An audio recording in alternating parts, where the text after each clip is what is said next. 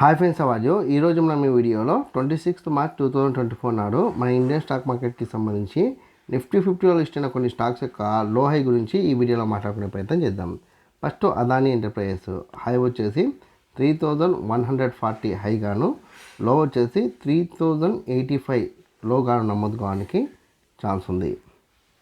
దాని తర్వాత Adani ports high వచ్చేసి 1300 గాను, లో వచ్చేసి 1265 గాను నమోదు కావడానికి ఛాన్స్ ఉంది.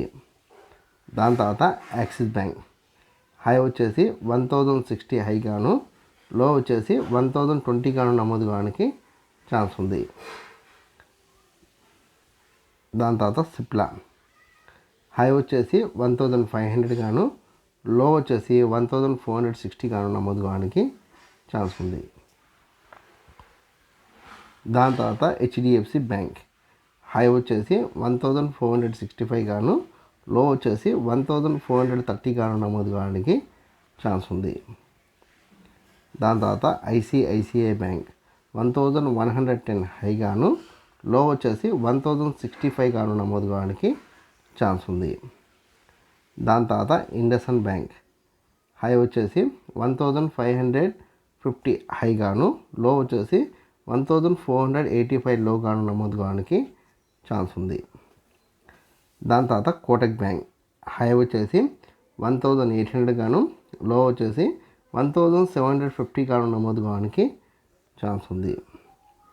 దాని తర్వాత రిలయన్స్ హై వచ్చేసి 2940 హై గాను, లో వచ్చేసి 2875 గాను నమోదు కావడానికి ఛాన్స్ ఉంది.